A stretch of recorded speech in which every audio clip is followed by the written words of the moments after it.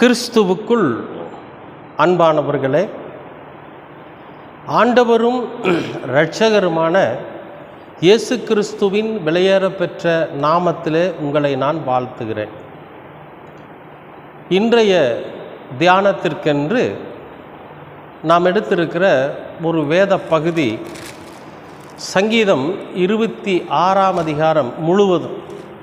கிட்டத்தட்ட ஒரு 12 வசனங்கள் இதில் இருக்குது. இந்த 12 வசனங்களையும் தான் நாம் தியானத்திற்கென்று இன்றைக்கு எடுத்திருக்கிறோம். அன்பானவர்களே, மாலை நேரத்தில் ஆண்டவருடைய சத்தியத்தை அறிவிப்பேன், காலை நேரத்தில் அவருடைய கிருபையை அறிவிப்பேன். நான் இல்லை, சங்கீதக்காரன் சொல்கிறார். 92ஆம் சங்கீதத்தில் 3வது வசனமாக இதை சொல்கிறார். அப்போ அறிவிப்பது என்பது ஒவ்வொரு தனிப்பட்ட மனிதனுடைய கடமையாக இருக்கிறது. என் வாழ்க்கையில் அது ஒரு கடமை அப்படின்னு நினச்சி நான் செஞ்சுக்கிட்டு இருக்கிறேன். ஏன்னா கர்த்தருடைய வார்த்தையை அறிவிக்கிற போது ஒரு சந்தோஷம் நமக்குள்ளே வரும், ஒரு மன மகிழ்ச்சி வரும். இதை விட இதை நாம் காணொளியாக பதிவிட்டு அந்த காணொளியை ஒரு 10 பேர் பார்க்குறாங்கன்னு வைங்களேன், அதை விட மகிழ்ச்சியாக இருக்கும். ஆஹா, ஒரு 10 பேர் பார்த்துருக்குறாங்க. சரி, இந்த 10 பேரில் யாராவது ஒரு 2 பேர் நம்மை தொடர்பு கொண்டு இந்த வார்த்தைகள் பிரயோஜனமாக இருந்துச்சு, அல்லது அதில் ஏதாவது மாற்றக்கூடிய விஷயங்கள் இருக்குது அப்படின்னு நம்மை தொடர்பு கொண்டு பேசுகிற போது அதை விட மகிழ்ச்சி. ஏன்னா ஒவ்வொருவருடைய தலையிலும் விழுந்த கடமையாக இருக்கிறது கர்த்தருடைய சுவிசேஷத்தை அறிவிக்க வேண்டும் என்பது. ஆகவே தான் நான் இந்த இப்படி ஒரு யூடியூப் சேனலை உருவாக்கி அது மூலியமாக நான் இந்த காணொளியை பதிவிடுறேன். பிரியமானவர்களே, அப்போ நிறையா பேர் நினைக்கிறாங்க, என்னன்னு இந்த காணொளி பதிவிடுறதுனால உங்களுக்கு நிறையா விஷயத்தில் நிறையா உங்களுக்கு வருமானங்கள் வருது அப்படின்னு நினைக்கிறாங்க. இன்றைக்கு இப்போ சொல்கிறேன், கடவுளுக்கு உண்மையாக சொல்கிறேன், ₹1 கூட எனக்கு இது வரைக்கும் வந்தது கிடையாது. வெறும் ₹1 கூட எனக்கு இந்த காணொளியின் மூலமாக எனக்கு வந்தது கிடையாது. ஆனாலும் நான் தொடர்ந்து பதிவிடுறேன். ஏன் அப்படின்னா, நமக்கு நல்ல ஆரோக்கியத்தை கொடுத்துருக்காரு இல்லைங்களா, அது போதும். நமக்கு ஒரு வேலையை கொடுத்துருக்காரு, அது போதும். அதற்கான சம்பளத்தை கொடுத்துருக்காரு, அது போதும். நல்ல குடும்பத்தை கொடுத்துருக்காரு, அது போதும். 2 பிள்ளைகளை கொடுத்துருக்கிறாரு, போதும். பெண் பிள்ளைக்கு திருமணமாகி அவங்க குடும்பமாக வாழ்ந்துட்டுருக்குறாங்க, அது போதும். ஆண் பிள்ளைக்கு வரன் பார்த்துக்கிட்டு இருக்கிறோம், அவன் இன்னும் படித்து ஒரு வேலையில் இருக்கிறான், அதனால் போதும். இப்போ இது எல்லாமே நமக்கு போதுமானதாக இருக்கிறப்ப நாம் எதுக்காக மற்றத்தை எதிர்பார்க்கணும் சொல்லுங்கள்? கிடைச்சா நாம் வேண்டான்னு சொல்ல போகிறதில்ல, ஆனால் கிடைக்கலையேன்னு வருத்தப்பட போகிறதும் கிடையாது. இன்னும் நிறைய பேர் அப்படி தான் சொல்கிறாங்க, நாங்கள் வியாபாரத்துக்காக இதை பண்ணுறோம், பணம் சம்பாதிக்கிறதுக்காக நீங்கள் பண்ணுறீங்கன்னு சொல்கிறாங்க. தயவு செஞ்சு அப்படி இல்லை. ஏன்னா இதை கடமையாக செய்கிறேன். கிட்டத்தட்ட நான் 30 ஆண்டு காலமாக இந்த ஊழியத்தை செய்கிறேன். இந்த காணொளி யூடியூப் ஊழியம் இல்லை, 30 ஆண்டு காலமாக கர்த்தருடைய வார்த்தையை பிரசங்கிப்பது, யாரிடத்துலையாவது கர்த்தருடைய வார்த்தையை சொல்லுவது அப்படின்னு நானும் கொஞ்சம் மக்களை கிறிஸ்துவுக்குள்ளாக வழி நடக்கும்படியாக செஞ்சுருக்கிறேன். ஒரு சிலர் இன்றைக்கு வேதத்தை எடுத்து பிரசங்கிக்கவும் பண்ணுறாங்க. இதையெல்லாம் பார்க்குறப்ப நமக்கு ஒரு மன மகிழ்ச்சி. என்னென்னா, கர்த்தரோட சமூகத்தில் நாம் ஒரு நன்மையான விஷயத்தை செஞ்சிட்டோம் அப்படிங்கிற மன திருப்தி. அதுக்காகத்தான் நான் இந்த ஊழியத்தை செய்கிறேன். அன்பானவர்களே, கண்டிப்பாக நீங்கள் இந்த காணொளியை கேட்குற உங்களுக்கு சொல்கிறேன், எனக்காக ஜெபம் பண்ணுங்கள். ஏன்னா எந்த விதத்துலேயும் நம்ம இந்த காணொளியை தடையில்லாமல் போடணும் அப்படின்றதுக்காக ஜெபம் பண்ணுங்கள். நீங்கள் கண்டிப்பாக எனக்காக ஜெபம் பண்ணுவீங்கன்னு நான் விசுவாசிக்கிறேன். கர்த்தரோட சமூகத்துக்கு முன்பாக சொல்கிறேன், உங்களுக்கு என்னுடைய மனமார்ந்த நன்றிகள். சரி, இன்றைய இந்த மாலை நேரம் இந்த மாலை நேரத்தில் நம்ம ஒரு சில விஷயங்களை, சத்தியத்தை தெரிந்து கொள்ளலாம் அப்படிங்கிறது தான் ஒரு முக்கியமான ஒரு விஷயம். இப்போ நாம் ஆலயங்களுக்கு போன உடனே நம்ம ஒரு விஷயத்தை சொல்லுவோம், அதாவது செய்யத்தக்கவைகளை செய்யாமல் செய்யத்தகாதவைகளை செய்து வந்தோம் அப்படின்னு சொல்லி பாவ அறிக்கையில் நம்ம சொல்லுவோம். ஆனால் இங்கே தாவீது பாருங்க என்ன சொல்கிறான், நீங்கள் என்னிடத்துல குற்றம் கண்டுபிடிங்க பார்க்கலாங்கிறான். தாவீது எவ்வளவு ஒரு வைராக்கியமாக ஆண்டவரோட சமூகத்தில் கேட்குறாருங்க. என்ன கேட்குறாரு பாருங்க, என்னை நியாயம் விசாரிங்க, என்னை வந்து நீங்கள் நியாயம் விசாரிங்க. நான் என் உத்தமத்தில் நடக்கிறேன், நான் கர்த்தரை நம்பி இருக்கிறேன், ஆகையால் நான் தள்ளாடுவதில்லை. நான் ஒரு நாள் உங்களை பார்த்து பயப்பட மாட்டேன். ஆண்டவர் என்ன நியாயம் தீர்க்க வந்துட்டீங்களேன்றதுக்காக வேண்டி நான் பயப்பட மாட்டேன். ஏன் தெரியுமா, நான் வந்து தப்பானவன் கிடையாது, நான் தப்பான காரியத்தை செய்யறதில்ல, நான் வந்து தவறான வழிக்கு நான் போகிறது கிடையாது. நீங்கள் என்னை விசாரித்து பாருங்கள், வந்து என்னை நியாயம் விசாரிங்க, இது செஞ்சியா அது செஞ்சியான்னு விசாரிங்க. ஏன்னா நான் உத்தமத்தில் நடக்கிறேன், நீங்கள் என் கூட இருக்கிறீங்க, உங்களை தான் நான் நம்பி இருக்கிறேன், அதனால் நான் தள்ளாட மாட்டேன். நீங்கள் எப்போ வேணாலும் வந்து என்னைய நீங்கள் விசாரிக்கலாம், நான் ஆயத்தமாக தான் இருக்கிறேன். கர்த்தாவே என்னை பரீட்சித்து என்னை சோதித்து பாருங்கிறார். என்னை பரீட்சித்து பார்த்துங்க, சோதித்து பாருங்க, என் உள்ளந்திரியங்களையும் என் இருதயத்தையும் புடமிட்டு பாருங்கிறார். கடவுள்கிட்ட சொல்கிறாருங்க, ஆண்டவர்கிட்ட இந்த வார்த்தையை சொல்கிறாரு.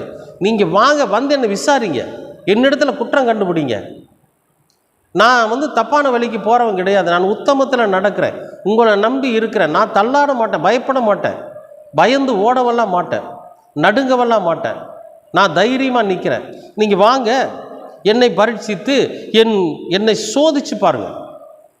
நீங்கள் யோபுவை சோதிச்சிங்க இல்லையா, அந்த மாதிரி என்னையும் சோதிச்சு பாருங்கள், என்னை சோதிச்சு பாருங்கள், என் உள்ளந்திரியங்களையும் என் இருதயத்தையும் புடமிட்டு பாருங்கள். கர்த்தர் என்னை ரொம்ப சோதிக்கிறாரு, கர்த்தர் என்னை புடமிடுவார்னு நம்ம சொல்கிறோம்ல, அப்படி நீங்கள் புடமிட்டு பாருங்கள், புடமிட்டு பாருங்க. உம்முடைய கிருபை என் கண்களுக்கு முன்பாக இருக்கிறது, உம்முடைய சத்தியத்திலே நடந்து கொள்ளுகிறேன். உம்முடைய கிருபை என் கண்ணுக்கு முன்னால் இருக்குதுங்க.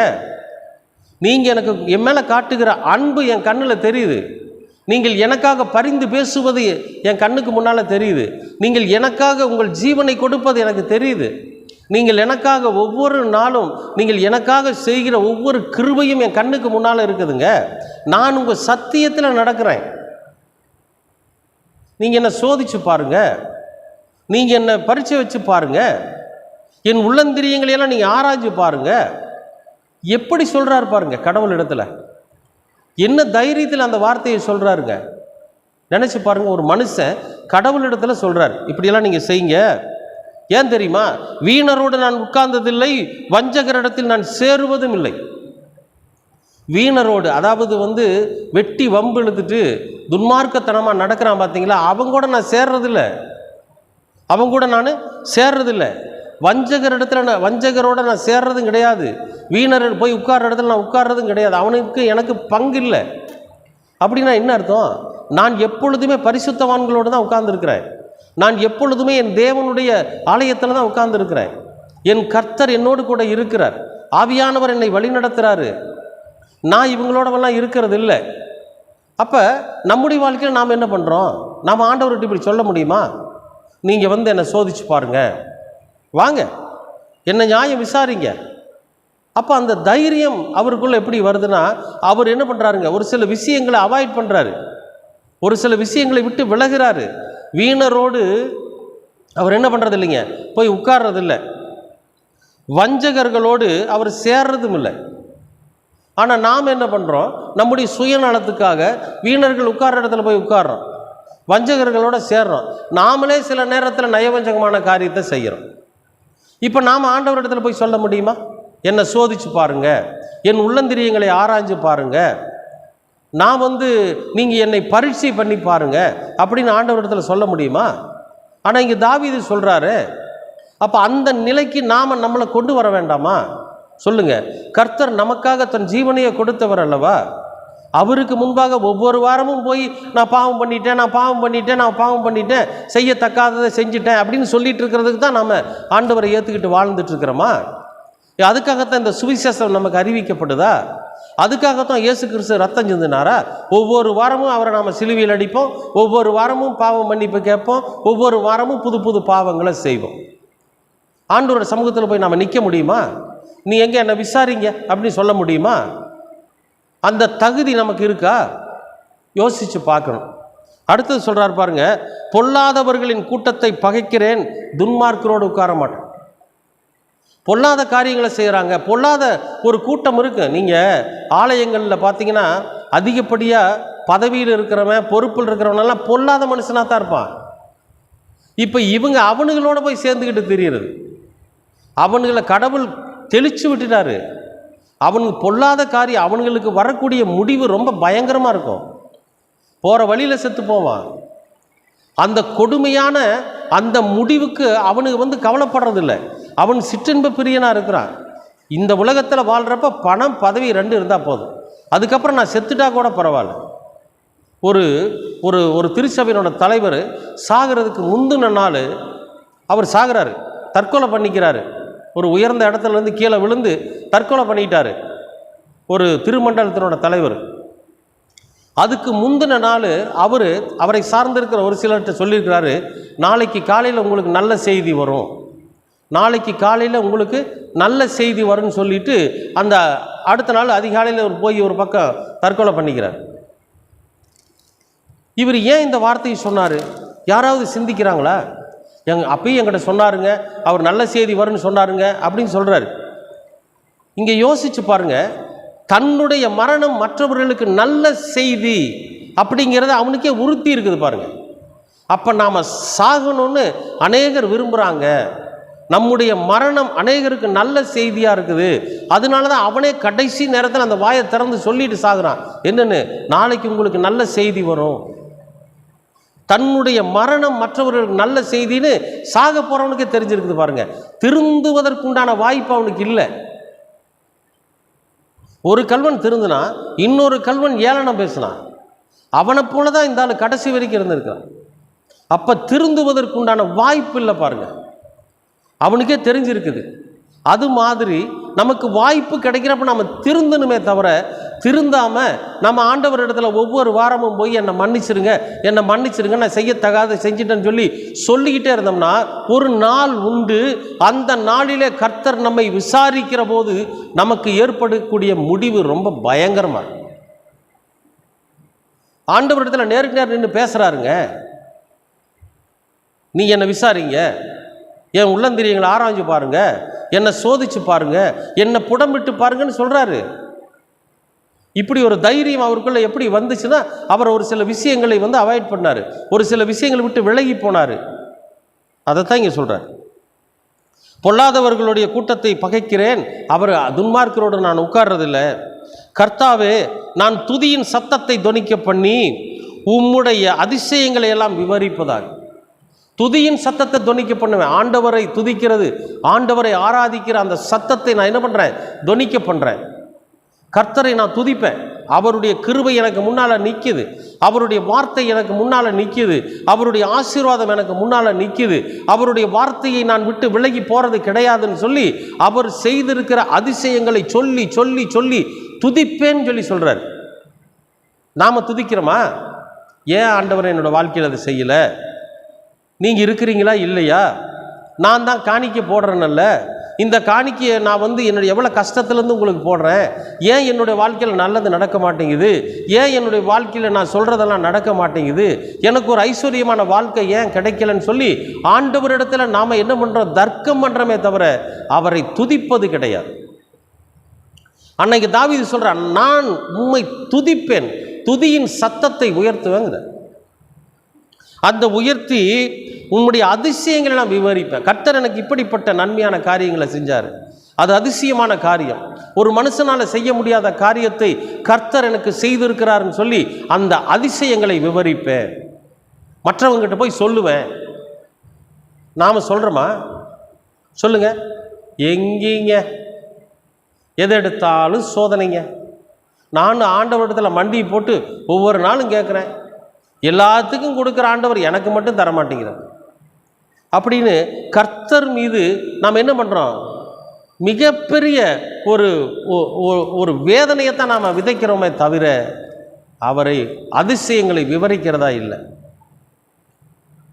கேட்கலாங்க, தப்பு இல்லைங்க. இப்போ ஒன்று சொல்கிறேன் கேட்டுங்க. இப்போ நீங்கள் என்னுடைய சகோதரன் வைங்க, உங்களுடைய வாழ்க்கையில் நீங்கள் ஆசீர்வாதமாக இருக்கிறீங்க, கடவுளோட சமூகத்தில் நீங்கள் உண்மையாக இருக்கிறீங்க, ஆசீர்வாதமாக இருக்கிறீங்க, உங்களுக்கு நல்ல ஒரு ஆண்டவர் தேவையானதை கொடுக்குறாரு. நீங்கள் எப்பொழுதெல்லாம் ஆண்டவரோட சமூகத்தில் ஜெபிக்கிறீங்களோ அப்பொழுதெல்லாம் நீங்கள் எதை கேட்கிறீர்களோ அதை கர்த்தர் உங்களுக்கு கொடுக்குறாரு. அதை நான் பார்த்துக்கிட்டே இருக்கிறேன். இப்போ நான் ஆண்டவர்கிட்ட போய் ஏன் நொந்துக்கணும்? ஆண்டவர்கிட்ட கேட்கலாம் இல்லையா? ஆண்டவரே, என் சகோதரனுக்கு நீங்கள் எப்படி செஞ்சீங்களோ அது மாதிரி எனக்கு செய்யுங்க. என் சகோதரனுக்கு நீங்கள் எதை கொடுத்தீர்களோ அதுபோல் எனக்கும் கொடுங்க. என் சகோதரன் மீது நீங்கள் எப்படி அன்பு செலுத்துகிறீங்களோ அது மேலே என் மேலும் அன்பு செலுத்துங்க. என் சகோதரனோட குடும்பம் எப்படி சமாதானமாக இருக்கிறதோ அதே மாதிரி என்னுடைய குடும்பமும் சமாதானமாக இருக்கணும், நீங்கள் தயவு பாராட்டுங்கன்னு சொன்னால் ஆண்டவர் சொல்லுவார், உன் சகோதரன் எப்படி உண்மையாக இருக்கிறானோ அதுபோல் நீயும் உண்மையாயிரு. உன் சகோதரன் எப்படி உத்தமமாக வாழ்கிறானோ அதுபோல் நீயும் உத்தமமாக இரு. உன் சகோதரன் எப்படி என்னுடைய வார்த்தைக்கு கீழ்ப்படிந்து நடக்கிறானோ அதுபோல் நீயும் கீழ்ப்படிந்து நட ஆண்டவர் சொல்லுவார். அப்போ அந்த வார்த்தையை கேட்டு அதன்படி நாம் வாழ்கிற போது நம்ம சகோதரனை போல் நாமும் வாழ முடியும். அதை விட்டுட்டு அவனுக்கு மட்டும் செஞ்சீங்க எனக்கு செய்ய மாட்டேங்கிறீங்க அப்படிங்கிற தூஷண வார்த்தைகள் நம் வாயிலிருந்து புறப்பட வேண்டாங்கிற நான். அப்படி புறப்படுவதினால்தான் நம்முடைய ஜெபம் கேட்கப்படாமல் இருக்கிறது. ஆண்டவரிடத்தில் நம்ம முகமுகமாக பேச முடியல, ஆண்டவரிடத்தில் நம்ம தைரியமாக பேச முடியல, கர்த்தரோட சமூகத்தில் நம்ம ஒடுங்கி நடுங்கி நிற்கிறோம், நம்முடைய கால்கள் தள்ளாடுது. என்ன காரணம்? இதுக்கெல்லாம் காரணம் துன்மார்க்கரோட உறவு வச்சிருக்கிறோம், பொல்லாதவர்களோட போய் சேர்றோம், வஞ்சகர்களோட போய் சேர்றோம். இதுதான் காரணம். அவரோட துதியை நாம் சொல்கிறதில்ல, அவரை தூஷணமாக பேசுகிறோம். அன்பானவர்களே, கர்த்தர் நமக்கு நன்மையை தாங்க செய்வார். நம்முடைய வாழ்க்கையை நல்லா வாழுங்கன்னு தானே சொல்கிறாரு. வேற ஏதாவது மலையை தோண்டி எலியை பிடிச்சிட்டு வானா சொல்கிறாரு. உங்களுக்கு கொடுக்கப்பட்ட வாழ்க்கை, அந்த வாழ்க்கையை உண்மையாக நீங்கள் வாழுங்க போதுங்கிறார். அப்புறம் சொல்கிறார் பாருங்க, நான் குற்றமில்லாமையிலே என் கைகளை கழுவி உம்முடைய பீடத்தை சுற்றி வருகிறேன். என் கையில் குற்றம் இல்லை, நான் சுத்தமாக கழுவிட்டேன். சிறு சிறு தவறுகள் பண்ணினப்போ கூட அந்த தவறை உணர்ந்து கையை கழுவிட்டேன். இல்லை, இனிமே என் கரத்தில் ஒன்றும் இல்லை, என் மடியில் கனம் இல்லை, நான் போகிற வழியில் எனக்கு பயம் இல்லை. உம்முடைய பீடத்தை சுற்றி வர வேண்டும் என்று சொன்னால் நான் சுத்தம் உள்ளவனாக இருக்கணும், பரிசுத்தமாக இருக்கணும். அதனால் முதலாவது நான் என்னை கழுவிக்கிறேன். என்னுடைய எல்லா காரியங்களையும் உடைய சமூகத்தில் வைக்கிறேன். குற்றங்கள் குறைகள் தெரியாமல் செஞ்ச என்னுடைய எல்லா பாவங்களையும் உடைய பாதத்தில் வச்சு கையை கழுவிட்டேன். இப்போ நான் உன்னுடைய பீடத்துக்கு போகிறேன். நீங்கள் சர்ச்சில், அது எப்பேற்பட்ட சர்ச்சாக இருந்தாலும் சரி, ஃபுல் பீட்டுன்னு ஒன்று இருக்கும். அந்த இடத்துக்கு போய் பாருங்கள், உங்களை அறியாமையே உங்களுக்கு ஒரு நடுக்கம் வரும், மெய் சிலிர்க்கும். ஏன் தெரியுமா? அந்த இடத்துக்கு உண்டான பயம் அப்படி. நீங்கள் சாதாரணமாக அந்த பிரசங்க பீடம் இருக்குது பார்த்தீங்களா, அந்த பீடத்துக்கு போய் பாருங்கள், திடீர்னு கையெல்லாம் நடுங்கும். ஏன் சொல்லுங்கள்? நம்முடைய குற்ற உணர்வு. எங்கே கடவுள் நம்ம அடிச்சிருவாரோ, நம்ம தப்பு பண்ணியிருக்கிறோமே. ஆனால் ஒரு தைரியம் வேணும்.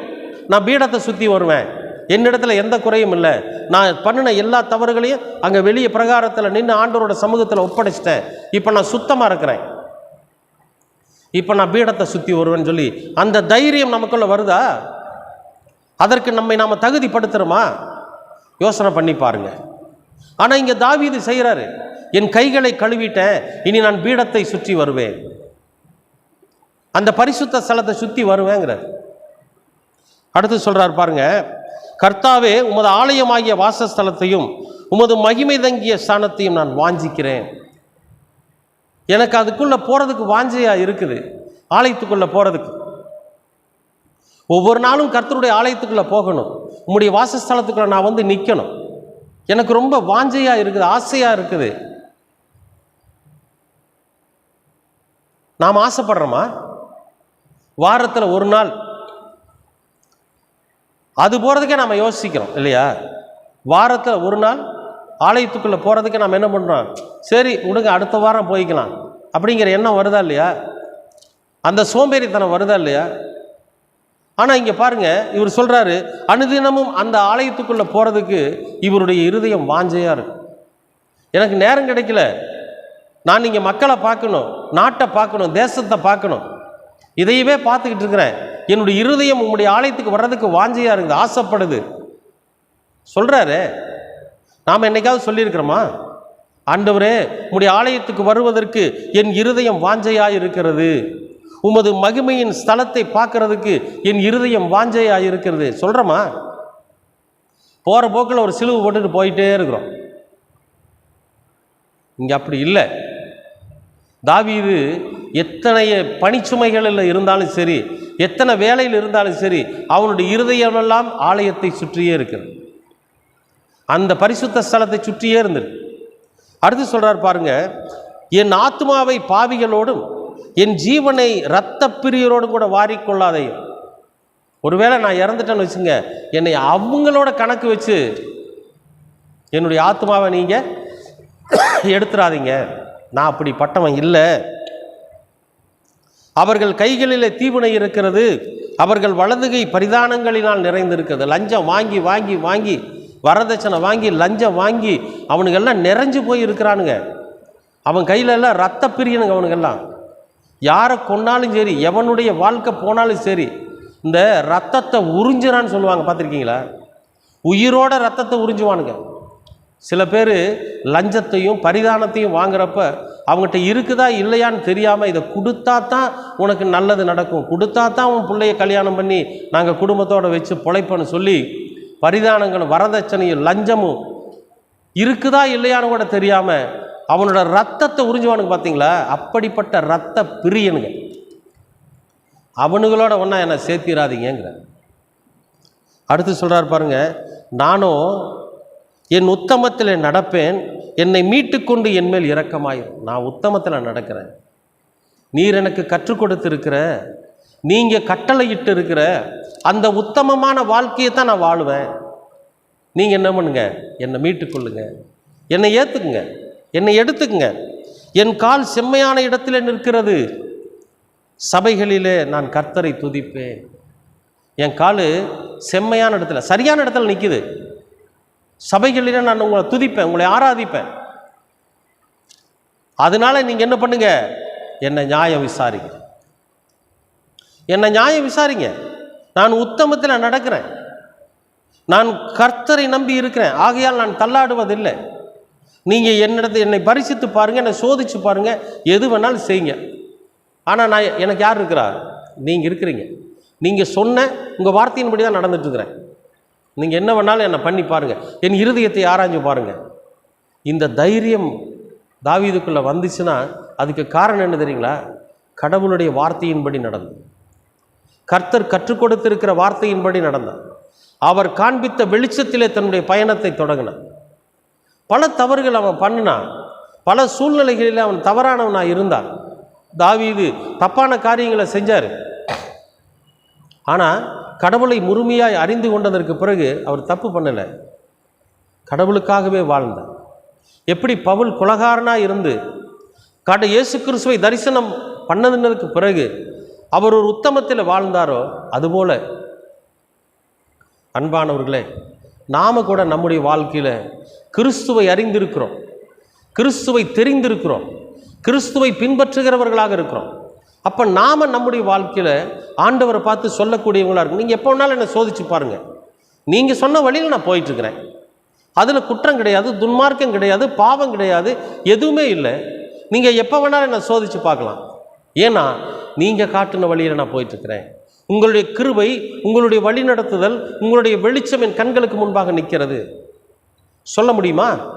முடியும். அன்பானவர்களே, இயேசு கிறிஸ்து நம்மை பரிசுத்தப்படுத்தும்படியாக வந்தார். நீங்கள் அசுத்தத்திற்கல்ல பரிசுத்தத்திற்கென்று அழைக்கப்பட்டு இருக்கிறீர்கள், ஆண்டவர் சொல்லியிருக்கார். அருமையான இந்த தியானத்தில் நிறைய விஷயங்களை நாம் தெரிஞ்சுக்கணும். நாமும் தாவீதை போல ஆண்டவரோட சமூகத்தில் போய் தைரியமாக நீங்கள் என்னை சோதிச்சு பாருங்கள், நீங்கள் என்னை பரீட்சை பாருங்கள், நீங்கள் என்னை புடமிட்டு பாருங்கள். நான் உம்முடைய பிள்ளையா என்பதை நீங்கள் உணர்ந்து கொள்வீங்க. நீங்கள் காட்டின வழியில் நாங்கள் நடக்கிறேன். நான் ஒரு நாளும் உங்களை கண்டு பயந்து போக மாட்டேன். நான் ஒரு நாளும் என் கால்கள் தள்ளாடாது. ஏன்னா நான் செம்மையான இடத்துல நிற்கிறேன், திருச்சபைகளில் உம்மை துதிப்பேன். சொல்லி பாருங்க, நிச்சயமாகவே நாமும் கர்த்தருடைய சன்னிதானத்தின் பங்குதாரர்களாக மாற முடியும். விசுவாசிக்கிறீங்களா? அந்த மாதிரி கர்த்தரோட சமூகத்தில் துணிச்சலாய் சொல்லக்கூடிய தைரியத்தை வளர்த்திக்குவீங்களா? நிச்சயமாகவே கர்த்தர் உங்களை ஆசீர்வதிப்பார். முயற்சி பண்ணி பாருங்கள். இவ்வளோ நாளும் நாம் அதை செய்யலைனாலும் இனிமேல் நாம் செய்வதற்கான முயற்சியை நாம் எடுப்போம். எடுப்பீங்களா? கர்த்தர் உங்களை ஆசீர்வதிப்பார். அன்பின் பரலோக தெய்வமே உமக்கு ஸ்தோத்திரம்.